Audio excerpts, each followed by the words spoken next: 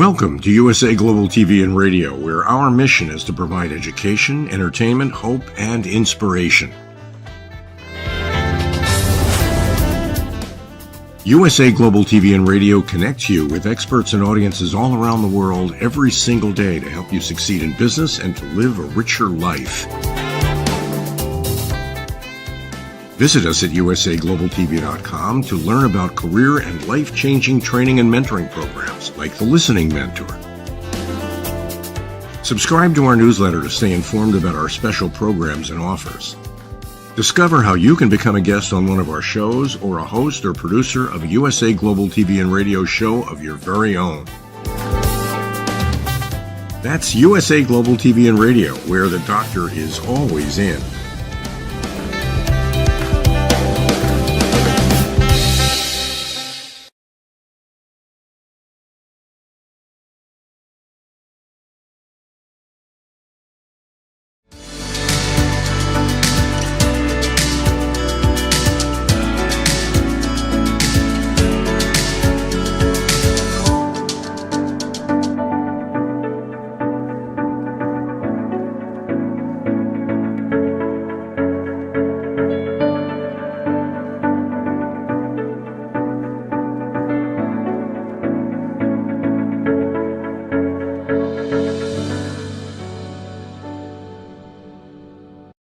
Hello, beautiful soul family, and welcome to year 3 of Weekly Wisdom and Insights, your home for spiritually guided transformation and empowerment.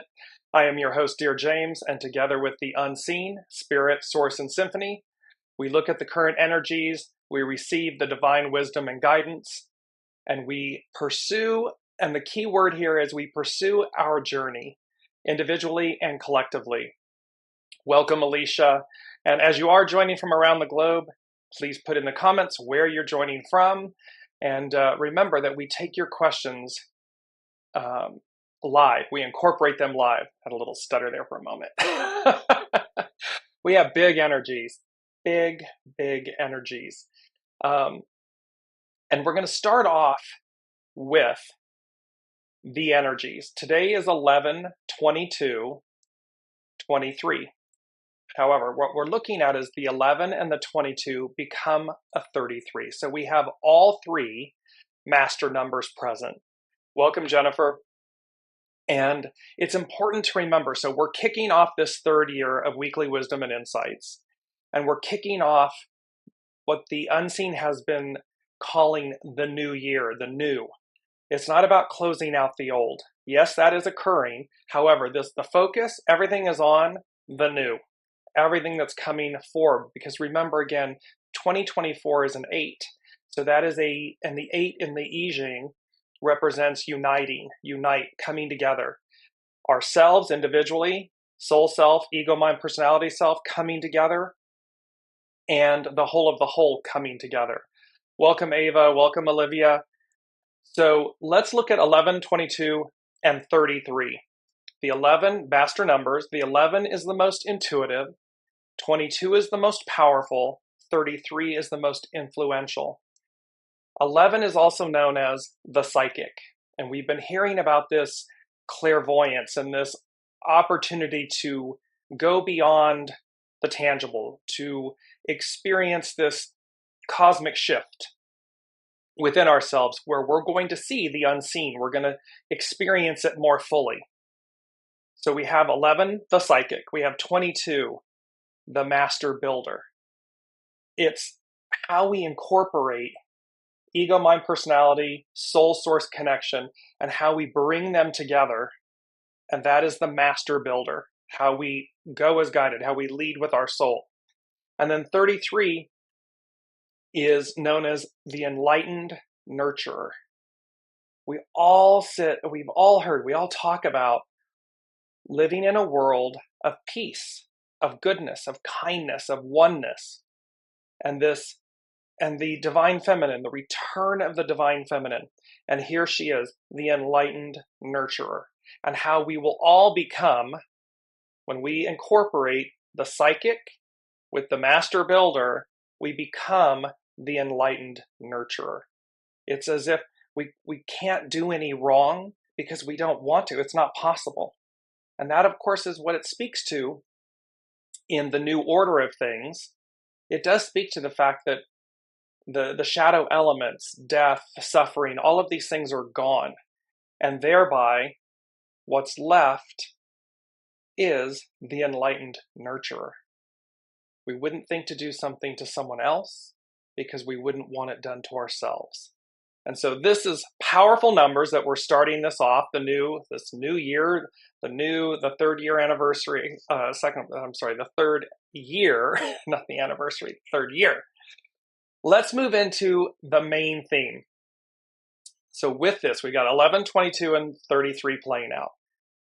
Then we have the main theme, and our main theme is forbearance, navigating in the new.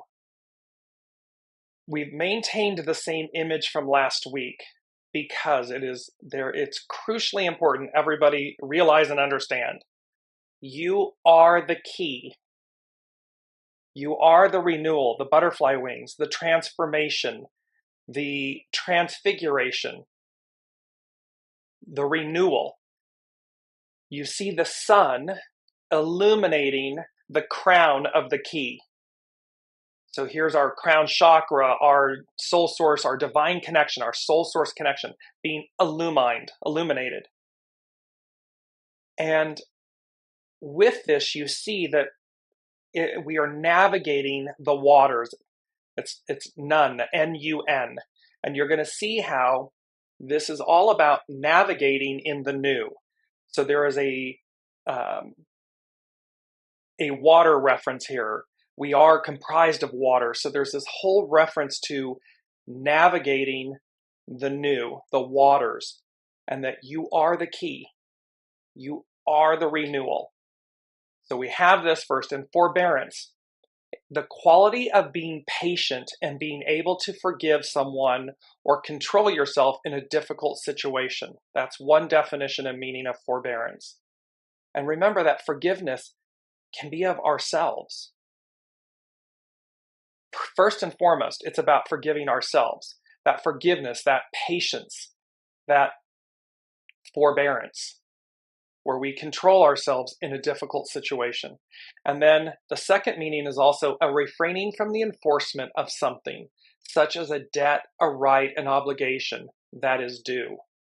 Remember, I'm going to switch here, Amaji, return to the mother.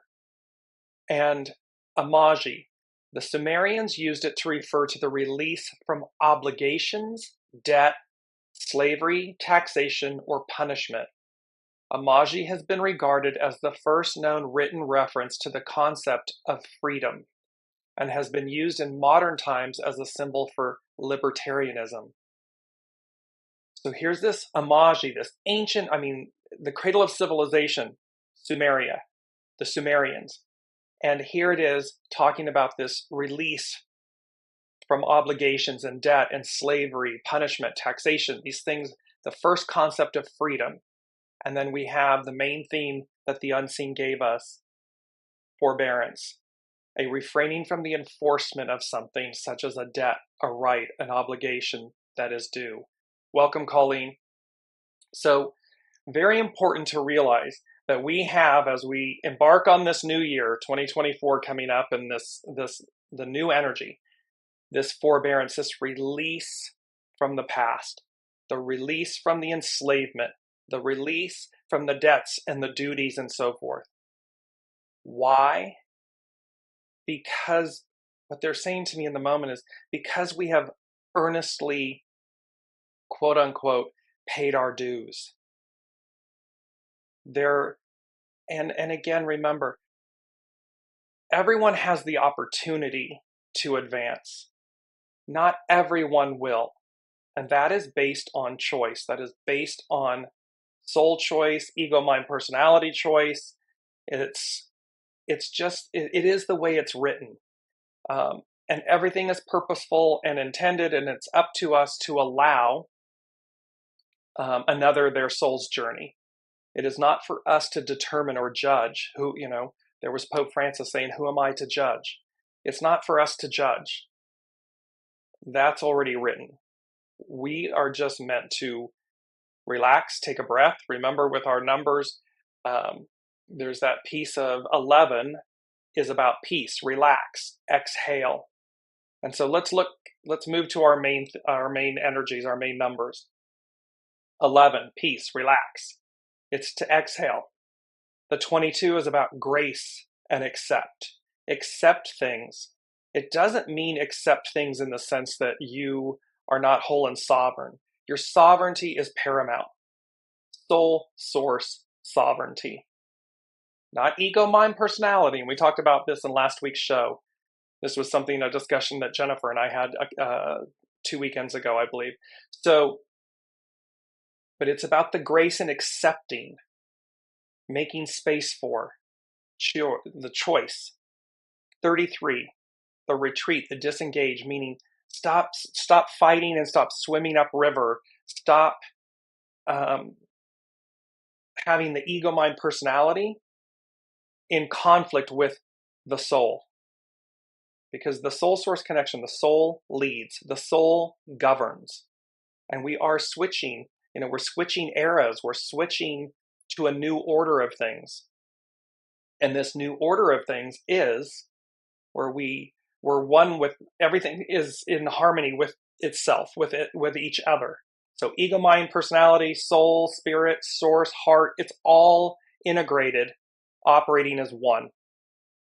The 7 is that beautiful armies and legions, correct discipline, where it was just talking about in forbearance, where we have that quality to control yourself in a difficult situation. There's a lot going on in the world, and we need the ability, each of us, to refrain from something, from the enforcement of something that is, or the control of something that is a difficult situation. We don't need to throw gasoline on the fire. We also don't need to sit and be absolutely quiet. But however, the point is that balance of knowing correct discipline, when to act, how to act, and then knowing that you're doing so in a manner that contributes, doesn't destroy, dismantle, harm. All of the numbers, the 1122 becomes a 33, with the 7 of the 2023 becomes a 40. 40 is about deliverance and how we're untangling ourselves from the past. And the 4 and the 0 become a 4, and we're dealing with youthful folly, try again. And we've had this before, but we haven't delved into it as deeply, this youthful folly. So we're going to dive in to youthful folly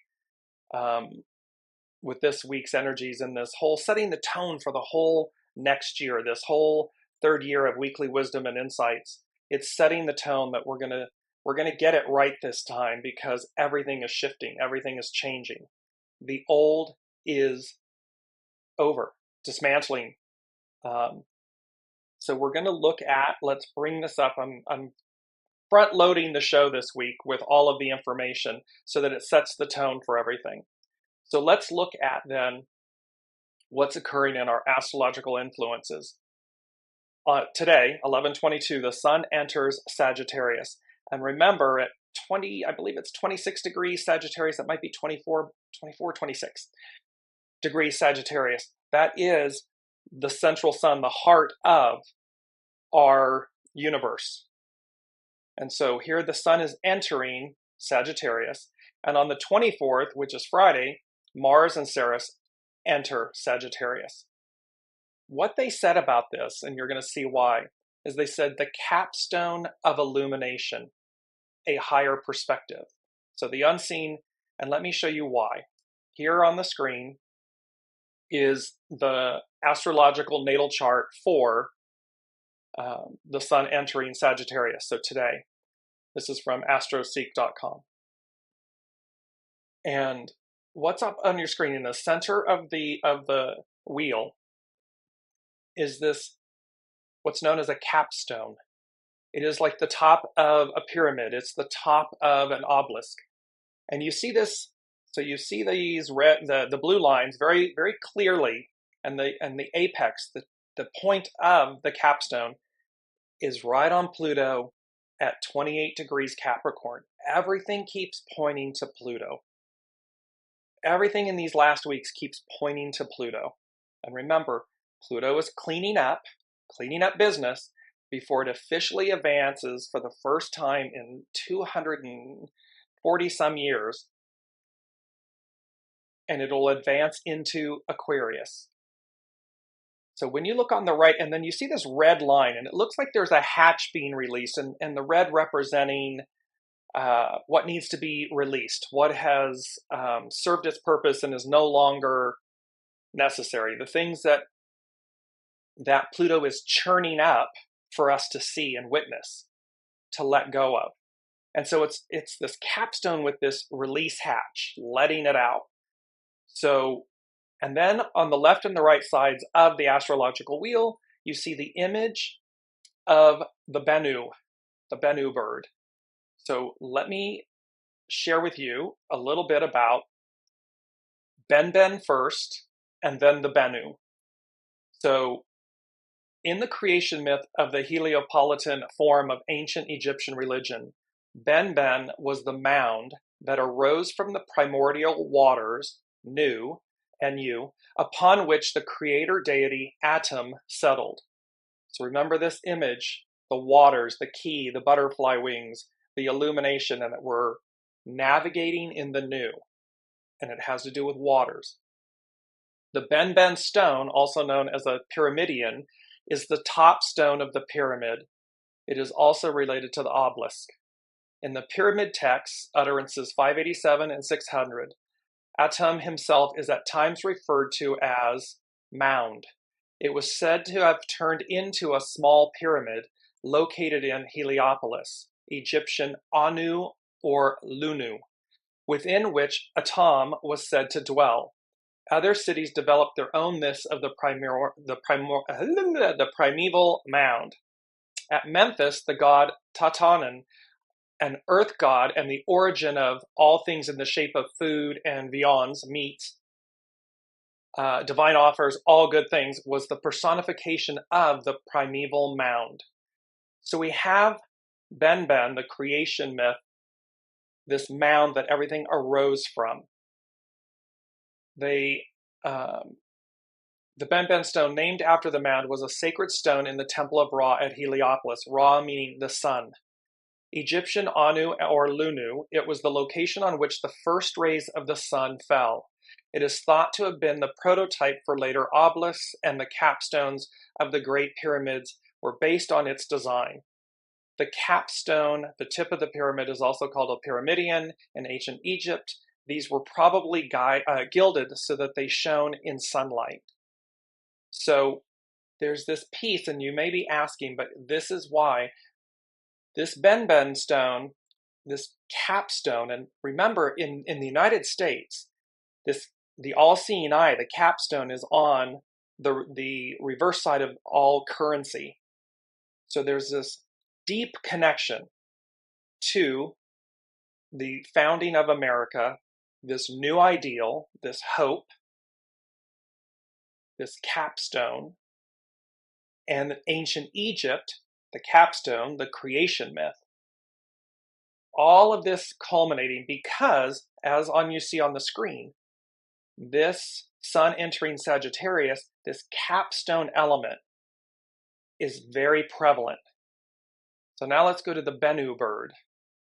So the Bennu bird is an ancient Egyptian deity linked with the sun, creation, and rebirth. He may have been the original inscription for the phoenix legends that developed in Greek mythology. According to Egyptian mythology, Bennu was a self-created being said to have played a role in the creation of the world. He was said to be the Ba, the personality component of the soul of the sun deity Ra, and to have enabled the creative actions of Atum. The deity was said to have flown over the waters of Nun, N-U-N, that existed before creation, landing on a rock and issuing a call that determined the nature of creation. He was also a symbol of rebirth and therefore was associated with Osiris.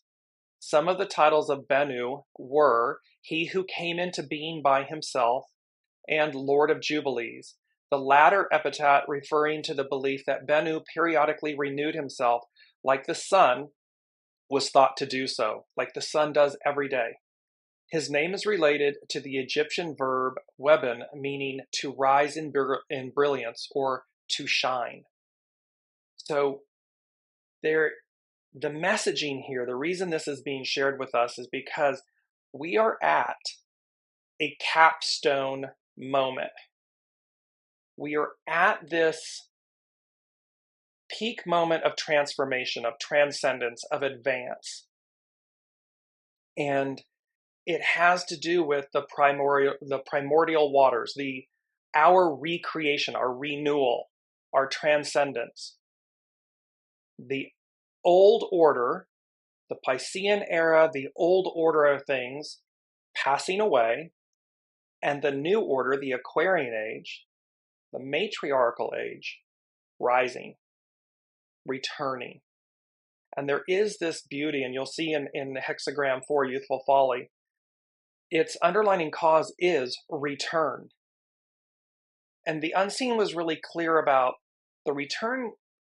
There's been, for 2,000 plus years, and we've talked a lot about it in the last 2 years, in essence, the second coming, the return of Master Jesus, of Christ. There's that component.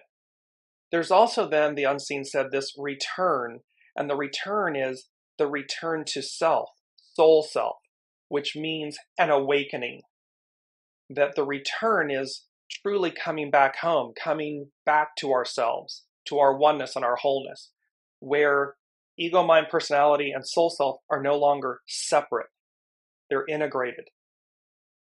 Add in the heart, and it's that rotary, the Mazda, the rotary engine, how they operate in a unity, in a triangle.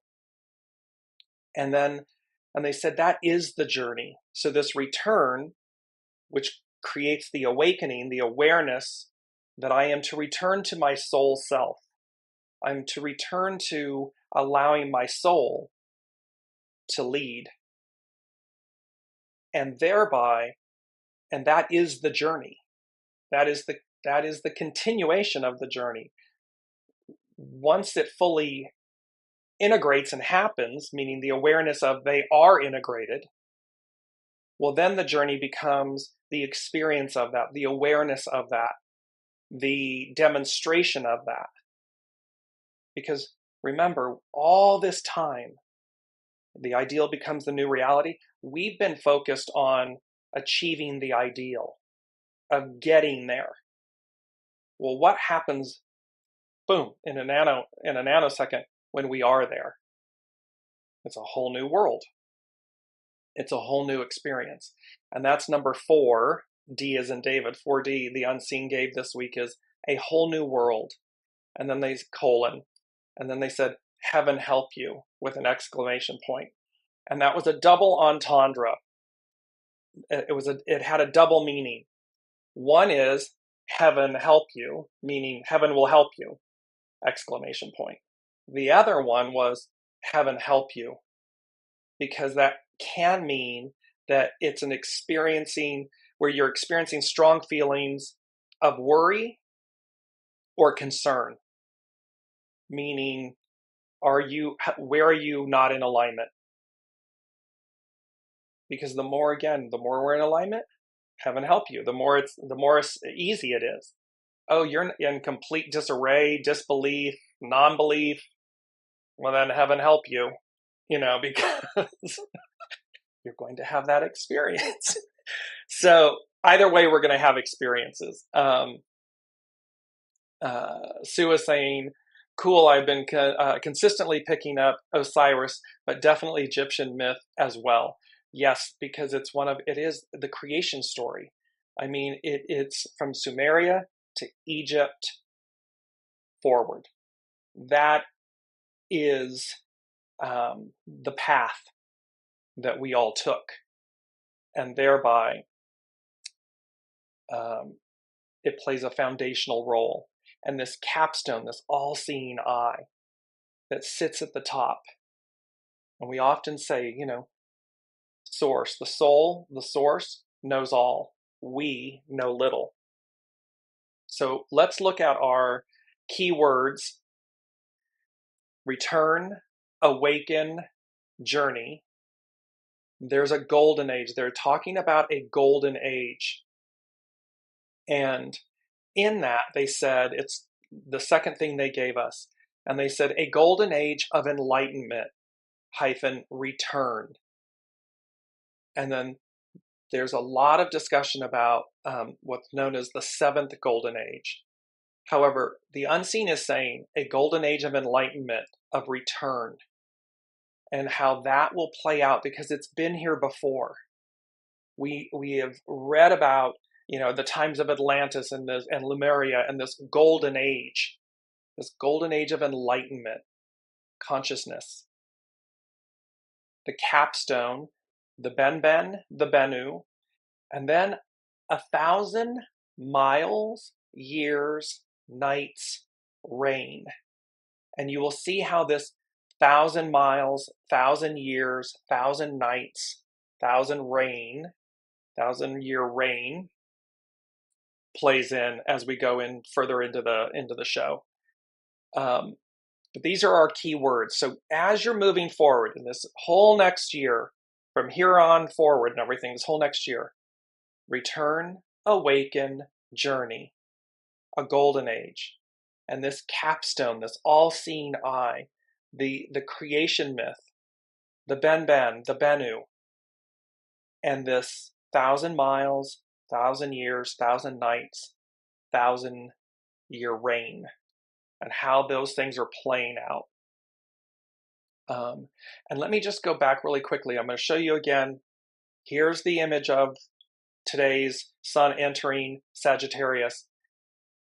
Look to the far right, and you will see Mars sitting at 28 degrees Scorpio. Its Sabian symbol, and let me just bring this up really quickly. These are the Sabian symbols from Dane Rudyer, his astrological mandala, and they're really quite brilliant. I'll do a show one time on this. Anyways, moving forward, Mars sits on your right-hand side, 28 degrees. So the Sabian symbol for it is 29 degrees Scorpio. And it says, an Indian squaw pleading to the chief for the lives of her children. The keynote is love as a principle of redemption. So we have forbearance, we have amaji, we have an Indian squaw pleading to the chief for the lives of her children. And love is a principle of redemption. Here the soul is presented as a mother whose sons, her active energies, have become disruptive forces in the collective life of the tribe. She seeks to counteract the karma of their misdeeds through her love and implorations. The soul is responsive to the experience of unity, the spiritual king or chief, but the energies of human nature often follow their self-seeking divisive tendencies. This symbol presents us with the value of prayer, the principle of wholeness in mankind, the soul, the acts to offset or attenuate the dictates of karma. Remember, a couple shows back, karma, this huge issue about karma. In a religious sense, Mary, the mother, is seen as the mediatrix in constant acts of intercession for the sake of waylaid individuals. So here again is this opportunity for forbearance, for forgiveness, this active mother on behalf of, so Amaji, Mother Mary, the divine feminine, seeking forgiveness for our humanness, our ego, mind, personality acts. Because the soul is pure. The soul is love. And so it's being done on the principle, love as a principle of redemption. Now go across to your left, and you will see Neptune sitting at 24 degrees Pisces, so it's 25 Pisces. A religious organization succeeds in overcoming the corrupting influence of perverted practices and materialized ideals.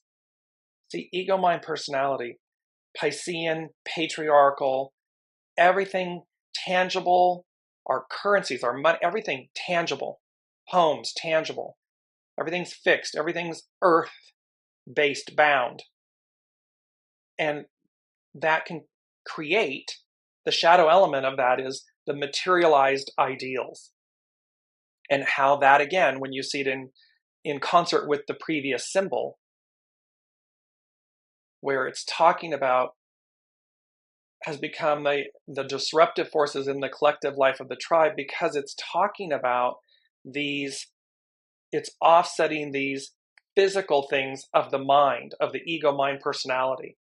Well, here we have, it's overcoming the corrupting influence of perverted practices and materialized ideals. It's where we've placed material value in objects before love, the soul, the purity of them. The keynote here is the power of the soul to intervene in the personal life and to induce necessary catharsis, necessary change. The necessary centralization of the conscious attention and will, symbolized by the preceding picture, most often bring negative results. Exclusivism, pride, jealousy, greed for power and wealth. It is the shadow elements. It's what Pluto is bringing up that is not pretty. It is not fun for us to be going through what we're going through, to bear witness to the underbelly of these truths, of these choices, of deferring to the ego, mind, personality, and the materialism of things versus the soul, versus source. Every person is a church that has the soul as its God, but most people forget the soul and live according to dogmatic rules and habits, which not only have become empty of inner meaning, but very often have been perverted by the demands of the senses and the emotional nature, and by the ego with its rationalizing intellect. Remember, the ego, my personality, it will beg, barter, steal, delay, procrastinate, all of these things.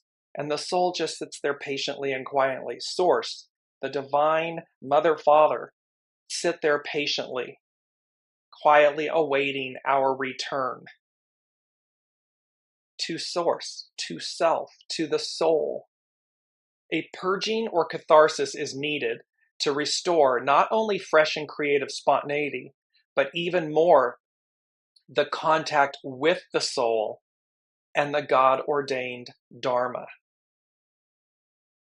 This symbol leads significantly to the series of 5 symbols, which concludes the vast cycle, because the final consummation of this process of actualization of the potency inherent in the original creative act, Bennu, the capstone, the creation, requires moments of crisis and purification. So we can see crisis the world over, because it requires, the original creative act requires moments of crisis and purification to cleanse. That is what's going on. When you look then at the tip, at the point, which is Pluto in Capricorn at 28 degrees, what do we have? A woman, it's 29 degrees Capricorn, the Sabian symbol, a woman reading tea leaves. The ability to see the signature of hidden meaning in every occurrence drawing one's attention. This is that clairvoyance. This is that seeing beyond the surface, seeing beyond the ego, mind, personality, to get to, live with, live within, lead with your soul source connection. Man has always sought to interpret the meaning of events or situations which baffle him in terms of specific omens or, quote, signatures. The reading of tea leaves is only a commonplace modern version of a certain type of procedure used by priests of all ancient religions. The practice is based on a realization of the relation of everything to everything else, a definition of astrology given by Mark Jones. Dream interpretation, in-depth psychology belongs to the same category, as it is based on the establishment of a close connection between the unconscious and the conscious. But in dream analysis, the individual unconscious, at least at first, is mainly referred to, while in omens or modern fortune telling at its best, one relies upon the power of occult forces or entities to convey the information that will clarify confusing situations. In a nutshell, what this is saying is, when the ego-mind personality, when what we see on the surface is confusing, overwhelming, when we stop at the surface, when we judge, when we label it, and that can be ourselves and others, what clarifies the confusing situation is the unseen, is the soul. It is your intuition, your innate knowing. It is the clairvoyance. This symbol refers to a specific technique of understanding or evaluation. What is implied is the ability not only to perceive the facts of everyday existence, but to see through these facts and discover how they are related to the realm of basic meanings or archetypal processes.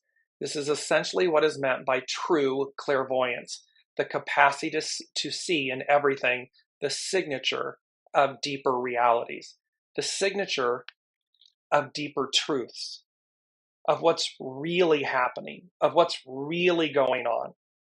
And thereby, correct discipline, before we act, we receive, we listen, we return, so that we can truly see what's going on in any given situation in our lives and in the world, so that we respond, we don't react.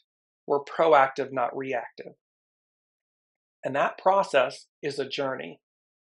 And it's here today with the start of the third season, 11, 22, 33. All three master numbers present. The capstone present. The creation myth present. The waters present. Each of us being the key. And being the butterfly, that we are no longer, quote unquote, earthbound beings. Physical, seeing ourselves only as a human, a physical being. No, where the caterpillar becomes the butterfly. And the butterfly transcends its limitations, its restrictions, its earthbound nature, and takes flight, soars. And it does so through this transfiguration, this metamorphosis, this transformation. All of this is present. And last but not least, you also see the moon on the left side of the image. I'll just bring it up really quickly again. It's just there on the left side of the blue line.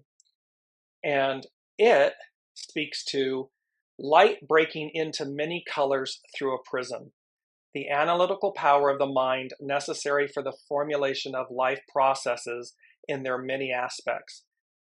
It's the analytical power. See, we have said, you don't throw the baby out with the bathwater. We absolutely need, want, and desire a healthy ego-mind personality. With that power, with the purity of that analytical power, that ability to discern, not to judge, to receive information and process it, it allows for the many colors of this prism, the many colors of ourselves to come through, to shine. And remember, the moon, she reveals what's hidden.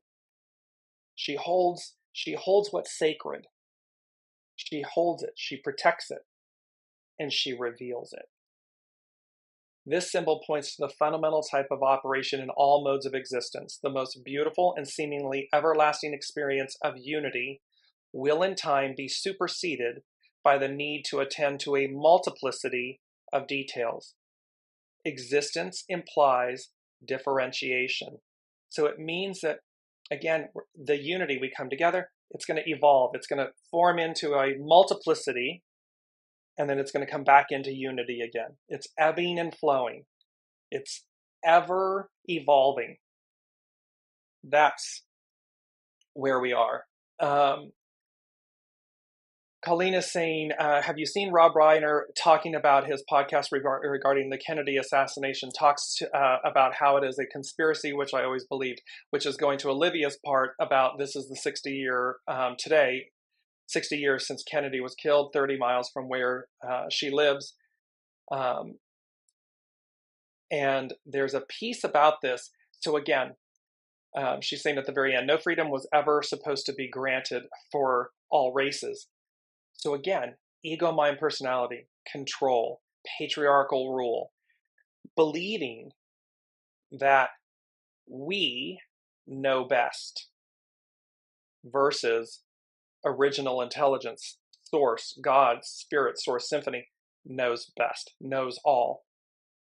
So again, this is a huge lesson for all of us. It is a huge wake-up call because remember, this is talking about the awakening. It's a return. It's to awaken that we humans, when we allow spirit, source, and symphony, the unseen source, God, to come through us, we know all because it's coming through us. The realization and the reality is that it is not us. It is not us doing it.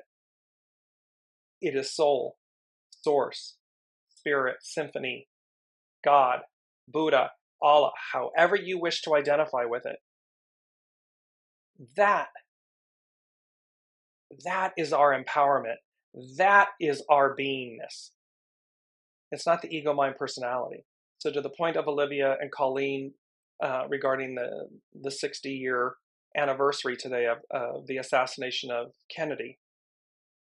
Because again, in that given era and time, patriarchal, there was such a predominance of ego, mind, personality, control. We know better. We know best. That is gone. That form of governance and government and thinking and being is gone.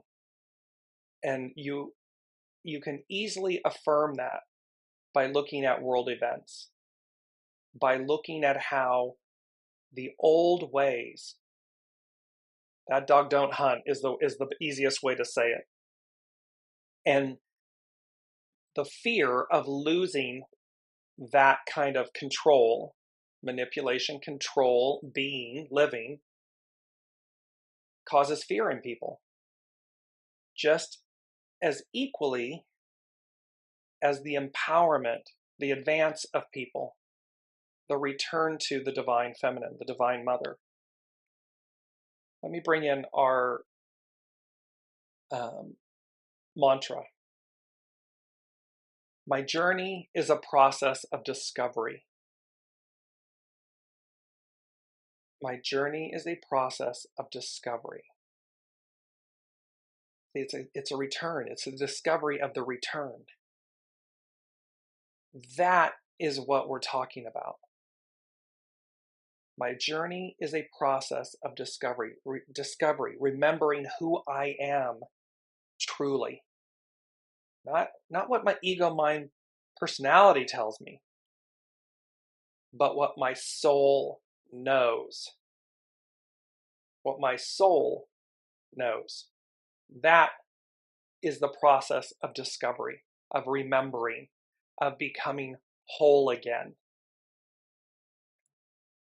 So let's move to youthful folly.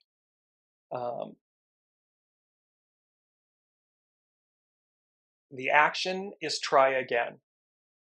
Its hidden influence is 24, return.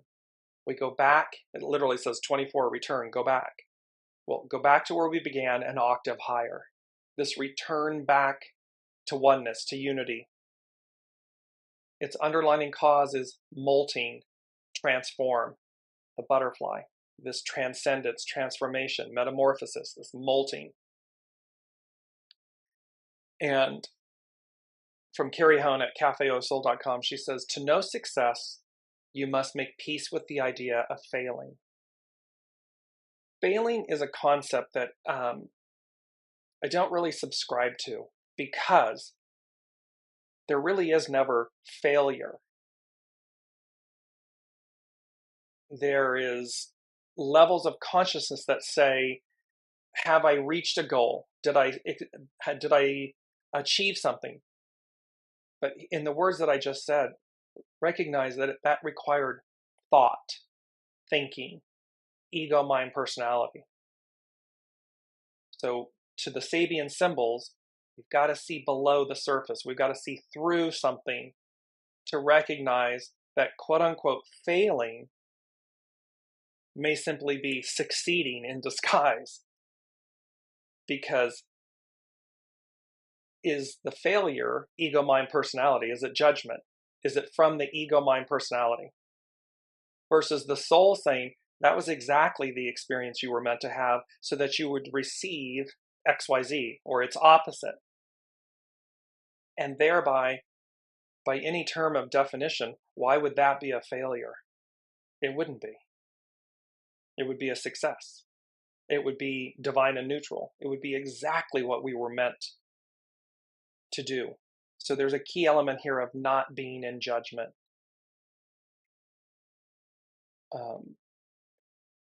And then we have this beautiful quote by Epictetus. No man is free who is not a master of himself. So no person is free who is not a master of themselves. Correct discipline. Legions. Going as guided. Having everything you need at all times. And believing it.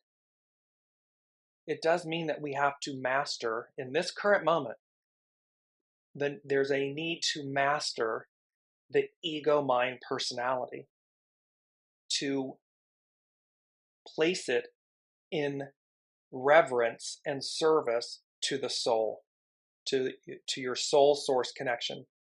Your soul knows the way. Your soul knows all. Your ego your ego, mind, personality, little. So we go on. She goes on to say, the greatest thing Meng, meaning youthful folly, teaches is how knowing something with inner certainty means nothing needs to be defended. See, when we're in a right alignment, soul source connection, there's no need to defend our position. Even if somebody else doesn't get it, it's okay. We don't need to defend it. When we are ignorant, we use many words to defend our insecurity or vague ideas. When we are enlightened, a golden age of enlightenment, a return. When we are enlightened, we need no words or confirmation of our truth. Teachers come into our lives in many forms. Be open to how this may be happening. The time calls for going back and trying again. Criticism can hurt our feelings. However, if we desire to be the best we can be, then we need to be open to input.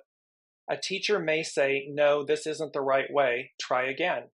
However, when life does this to you by blocking your way, it is often viewed as a message to give up. Failing is no reason not to try again. Youthful folly cultivates a state of mind that not only allows you to stand at the threshold of awareness without judgment, it also brings the joy of discovery that ensures your success. Life keeps us in a state of not knowing precisely. Life keeps us in a state of not knowing precisely to keep us growing. Because see that unknown? The ego, mind, personality is getting confused, doesn't know.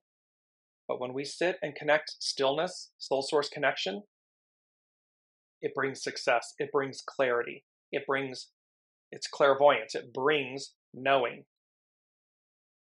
Much of the suffering we face has the purpose of leading us back to wonder. One who sees failure as a stepping stone for success always succeeds. Because see, in seeing through the failure, you really see the neutrality, the divine neutrality, which leads to success. You don't get stuck. You don't get bottled up. You don't stop. You don't give up. You see through it. You persevere because you're open to receive. The turning point during failure leads you to retreat, regroup, and try again. The underlying cause for Meng is that a period of molting or revolution has led to a state of innocence where you can be led, soul source led. It is time to become a student again, because the only way that we will ever achieve outside of divine intervention, which is absolutely a component of all of this, and that's probably the loudest component, is our surrender to the way, this truth, youthful folly, the innocence. It's not about being jaded. It's not about judging. It's not about quitting or, giving up. It's about being open to go as guided. The first thing the unseen said was 1,000-mile journey of discovery, self-discovery. So this journey, this 1,000-mile journey of discovery, self-discovery. And then they said, he'll heed the call with 3 exclamation points. They are screaming to us all, wake up, wake up, wake up, before it's too late. Because again, it involves choice. What all that beyond, before it's too late, simply means, what are the choices I'm making? Is it in alignment with my soul self, or is it in alignment with my ego, mind, personality self? And whatever experience unfolds from those choices. Divine and neutral, no judgment. Like a student approaching a new course of study, know that trial and error will hone your expertise. This enlightenment brings forward a sense of stillness and power. Take everything in stride, but admit your mistakes so you can learn from them. Admit your mistakes. There are no mistakes in life. There are just choices and experiences. Cause and effect. Karma. Divine neutrality. So it's really admit your choices. So I would replace the word mistakes, take everything in stride, however, admit your choices so you can learn from them. The master said, in search of stillness, here's this beautiful quote. The master said, in search of stillness, you travel a journey of 1,000 miles. The actual journey has the sublime effect of returning you to your center and strengthening your trust in the way. And this quote and this image brought forth the experience and the image of Noah and the ark. Imagine receiving that calling, that wake-up call, that clairvoyance, and knowing that's what you're to do. Now, the rest of the world is going on about its business around you. Then comes the ridicule, the judgment, the mocking. And yet you continue to be truthful and faithful to your soul, to what your soul source connection is guiding you to do. And we all know how the story unfolds and ends. 2 of each are saved, and the dove brings about the symbols of peace and renewal, life, that it's safe to come out. And the rest of existence, the deluge, was wiped away. The palate cleansed. That is, in search of stillness, you travel a journey of 1,000 miles. And this dove of peace, that image of the dove of peace, there is such power and poignancy in that truth. Do not allow yourself, ego, mind, personality, or others to dissuade you or move you from what you know to be true, meaning your soul knows to be true. That is where the gold lies. That is where your absolute empowerment lies. And that's where, in this moment of stillness, you don't need to defend yourself. You don't need to explain yourself. You simply are. Be. You may share, you might want to share, but share from a place of, again, your own non-judgment or your own non-need to convince someone or something. Simply is. The abysmal water wells up at the foot of the mountain and portrays the inexperience of a youth who seeks a wider awareness. Folly describes the false starts that come from a lack of experience. But this trial and error is necessary to season you. Remember, we were talking about how your soul source connection will say to you, cross the street, you do it, now cross back over. That was my personal example. Now cross back over. What are you doing? Why am I doing this? Is the ego mind personality questions it and gets a little huffy. The unseen says, we're training you. It's necessary to season you, to hone that clairvoyant muscle, that soul source connection. When you want to know success, you must make peace with the idea of failing, meaning not getting it right, but it's not failing. It's they're saying to me in the moment, it's being off your game, your soul source connection game.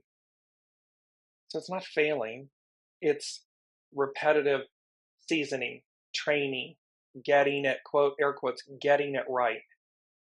In Tao's pursuit of excellence, carving and polishing means removing the layers. See, it's removing all the gunk that we've placed on ourselves, ego, mind, personalities, labels, identities, stories, perceptions, judgments, all this stuff. It's carving and polishing means removing the layers. Cutting and grinding is the cultivation of the self. Youthful folly is the symbol of something growing beneath a cover. It portrays, there's the moth, moth and butterfly in the cocoon. It portrays that something is growing beneath the cover. It portrays the illusion of how you believe that you must conquer others to develop power. You will find that you must only conquer yourself. See, it's destroying the belief that in order to have something, to be something, that we have to this point of the discussion where with Olivia and Colleen, patriarchal rule and so forth, that we have to suppress others to have power. That is a hollow victory. It is a foundation that crumbles in upon itself because it was never true. It was never real. In this, you will find that you must only conquer yourself. We have to conquer and break down the illusion that that is really the way, or that that is the truth. It's not. But it shows us its opposite. It shows us the shadow aspect of ourselves, of that way of thinking, believing, acting, behaving. Without looking out the window, you will discover the natural way. Without looking out the window or following others, you discover a power within that grows beneath cover. You need not look to anything else to find your way. Your way, you will always know, soul source. You'll know when it's ego, mind, personality, and you will know when it's the soul. They are two drastically different transmissions, frequencies, sounds, way of interacting. They are completely different. The master said, one of little words has inner value. In the process of learning, you will find that words are a measure of your inner certainty. To stand in silent knowing is real power. When you feel the need to defend yourself, you are merely reassuring your own misgivings. At peace with who you are, energy can mount without the use of words. This is the inner strength that emerges from stillness. Main can be a message that you are searching for something out there to satisfy what can only be found in here. You have attached yourself to an outcome that is blocking your ability to hear the message. Let go. Time is perfectly spaced to hear the echo of sincerity. This is the moment. See, time is perfectly spaced to hear the echo of sincerity. This is the time, this is the moment to hear yourself, your soul self, to make these choices and decisions, and to go accordingly, to go as guided. Item 3 from the unseen, they said, fleeing the past, you arrive unscathed, changed, yet unscathed, exclamation point. Fleeing the past, you arrive unscathed. Unscathed means without suffering, and they underline the word suffering, without suffering, any injury, damage, or harm. So this moment is about fleeing the past, and we arrive unscathed. No suffering, no injury, no damage, no harm. And 5E, I looked up in the time at the time I was doing this was 11:51. So 11, the most intuitive, the psychic. 51 in the I Ching is thunder, shock and awe. And it says, one hears thunder unexpectedly. First comes fear, then a sharpened vision. That's from divination.com. So again, we've been talking about a celestial occurrence, thunder, shock and awe. Thunder wakes us up, gains our attention. It can cause fear. And in this instance, they're saying, and then a sharpened vision, a sharpened knowing and understanding. So with all of this powerful, powerful, powerful energy, and in the United States, tomorrow is Thanksgiving, I am mindful to express my deep gratitude for all of you for this beautiful journey of 2 years and the beginning of this 3rd year. And I am equally mindful to be so very grateful to the unseen, to Spirit, Source, and Symphony, for their unwavering love and determination, tenacity for us, them, us, the whole of the whole, to get it right, to truly be the embodiment and the example of heaven on earth. And that is something to be incredibly thankful for. So I love all of you. I thank you so very, very much. And I think for me, you can place in the comments, this 11, 22, 33, these energies, this moment, this message, this week for setting the tone for this whole next 3rd year. Powerful, empowering, and one I am profoundly grateful for, as I am for you. So until next week, be well, have a beautiful and safe holiday, wherever you may be if you're celebrating, and we will see you next week.